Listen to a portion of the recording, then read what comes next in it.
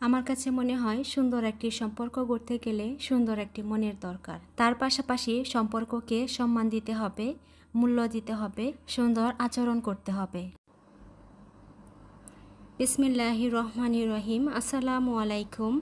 আমি ইয়াসমিন আক্তার, ইয়াসমিন হিয়া ব্লগে জানাচ্ছি সবাইকে স্বাগতম। দেশ ও দেশের বাইরে, কাছে বা দূরে, যে যেখান থেকে আমার ভিডিওটি দেখছেন বা দেখছেন না, আশা করি আলহামদুলিল্লাহ সবাই ভালো আছেন। আমরাও আলহামদুলিল্লাহ অনেক বেশি ভালো আছি।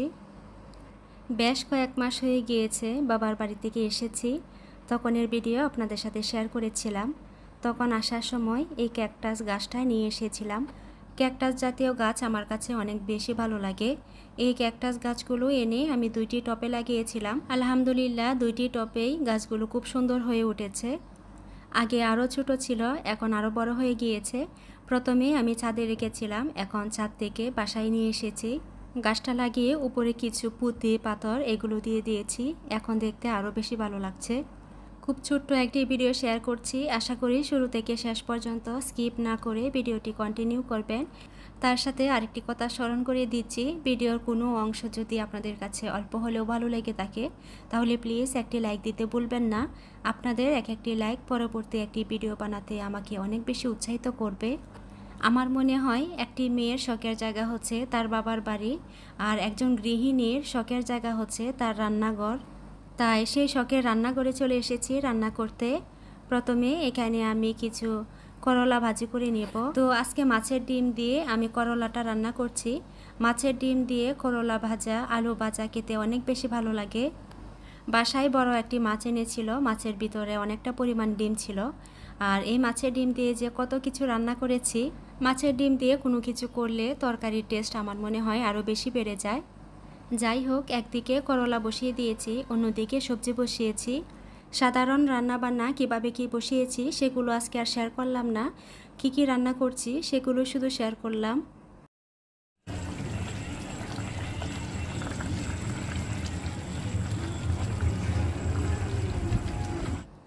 আজকে চিন্তাও করিনি ভয়েস দিতে বসবো। ভিডিওটা রেডি করা ছিল, শুধু ভয়েস দেওয়া বাকি ছিল। সারাদিন চলে গিয়েছে। সংসারে কাজ শেষ করে অনেকক্ষণ অবসর সময় কাটিয়েছি, তারপরেও ইচ্ছা করেনি ভয়েসটা দিতে। তো সন্ধ্যার পরেই বসলাম, কেন জানি মনে হলো আচ্ছা ঠিক আছে দেখি বসে ভয়েসটা দিয়ে দেই। এই ভিডিওগুলো যখন করেছি তখন কিন্তু মোটামুটি বৃষ্টি ছিল। ছাদ থেকে আমি একটি গাছ নিয়ে এসেছি, আর দেখেই বুঝতে পারছেন এটা একটি পুদিনা পাতার গাছ। ছাদে এরকম 2টি পুদিনা পাতার গাছ ছিল। তো ভাবলাম যে একটা বাসায় নিয়ে আসি, অনেক সময় জুস শরবত এগুলো বানাতে হয়, তখন কেন জানি ছাদে যেতে একদমই ইচ্ছা করে না। যদিও ছাদটা আমার বাসার একদম উপরে, তারপরেও যেতে ইচ্ছা করে না। অনেক দিন ধরে ভাবছি বাসার বারান্দার মধ্যে একটি গাছ রাখবো, তবে কোথায় যে রাখবো সেটাই ভেবে পাচ্ছিলাম না। এখনও যে খুব সুন্দর একটি জায়গা বের করে ফেলেছি রাখার জন্য তাও না। আমার বাসায় একটি বারান্দার মধ্যে তেমন রোদ আসে না, অন্য একটি বারান্দার মধ্যে সারাদিনই রোদ আসে। তবে বারান্দাটা অনেক বেশি ছোট বারান্দাটার মধ্যে অলরেডি একটা গাছ আছে। আর হচ্ছে সময় অসময়ে এখানে আমি কাপড় চোপড় নেড়ে দেই, যার কারণে একটি কর্নারে গাছটা আমার রাখতে হবে। তো ছাদ থেকে আনার পরে গাছটা প্রথমে আমি পরিষ্কার করে নিচ্ছি, আর দেখতেই পাচ্ছেন অনেকটা অপরিষ্কার হয়ে আছে। তো গাছটা পরিষ্কার করতে করতে আপনাদেরকে আরেকটি কথা স্মরণ করিয়ে দিতে চাই। এখন পর্যন্ত যারা আমার চ্যানেলটিকে সাবস্ক্রাইব করেননি, আমাকে ভালোবেসে আমার পাশে যদি থাকতে চান, আমার এই ছোট্ট পরিবারের সদস্য হতে চান, তাহলে প্লিজ আমার চ্যানেলটিকে সাবস্ক্রাইব করে নেবেন। পাশে থাকা অল অপশনটা অবশ্যই অন করে নেবেন। এতে করে পরবর্তীতে আমি যদি কোনো ভিডিও আপলোড করি তার নোটিফিকেশান আপনার কাছে পৌঁছে যাবে, আর আপনি চাইলে সময় সুযোগ মতো আমার ভিডিওগুলো দেখে নিতে পারবেন। আর এই কাজগুলো যারা অলরেডি করে ফেলেছেন তাদেরকে জানাচ্ছি অসংখ্য অসংখ্য ধন্যবাদ।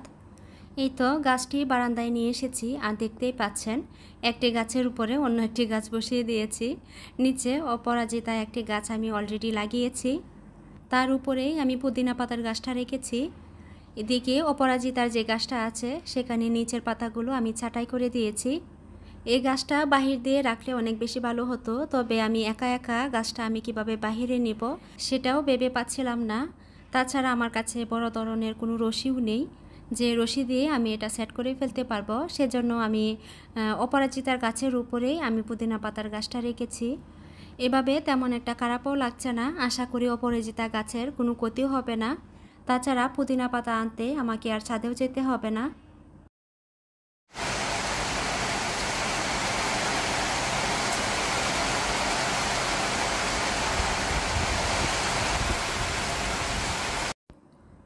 গাছটা যেদিন আমি লাগিয়েছিলাম সেদিনও কিন্তু মোটামুটি বৃষ্টি ছিল। আর এখন হচ্ছে অনেকটা দিন, মানে সকালবেলা উঠে অনেক বেশি বৃষ্টি ছিল। বৃষ্টির আওয়াজ শুনে বুঝতে পারছেন এত বেশি বৃষ্টি। তাই বৃষ্টির মধ্যে একটু হাত ভিজিয়ে নিলাম।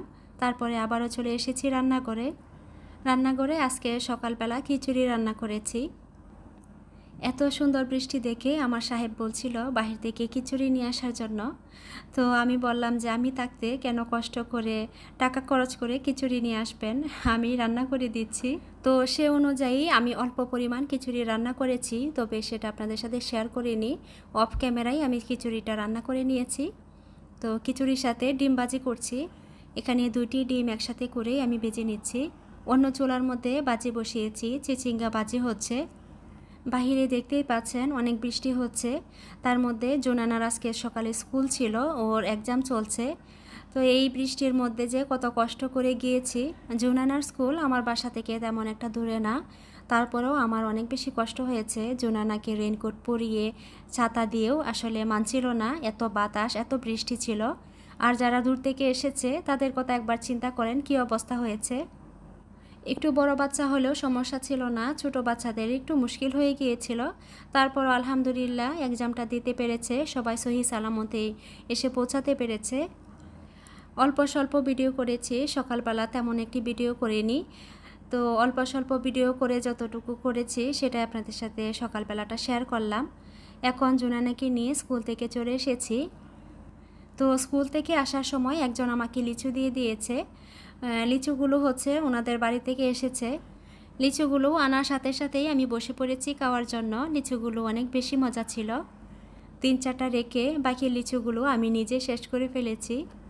গাছের কোনো জিনিস সতেজ খেতে আমার অনেক বেশি ভালো লাগে। অনেক লিচু আছে টক, আমি কিন্তু টক খেতে পারি না, তবে এই লিচুগুলো মিষ্টি ছিল, খেতে অনেক বেশি ভালো লেগেছে। তরকারি থেকে কয়েকটা মাছ বেঁচে গিয়েছিল, সেই মাছগুলো কাটা ফেলে আমি এভাবে ভাজি করে নিচ্ছি। এখানে আমি টমেটো, পেঁয়াজ, রসুন, জিরা গুঁড়া অনেক কিছুই দিয়েছি। তেলের মধ্যে হালকা ভেজে একটা শেপ দিয়ে আমি ডিপ ফ্রিজে রেখে দিব। ফেলে না দিয়ে আমি এভাবে রেখে দিচ্ছি, বিকালবেলা নাস্তা হিসেবে চালিয়ে দেওয়া যাবে। তো আজকের ভিডিওটা এ পর্যন্তই। পরবর্তী একটি ভিডিও দেখার আমন্ত্রণ জানিয়ে এখানে শেষ করছি। সবাই ভালো থাকবেন, সুস্থ থাকবেন, নিরাপদে থাকবেন। আমার জন্য দোয়া করবেন। আল্লাহ হাফিজ। আসসালামু আলাইকুম।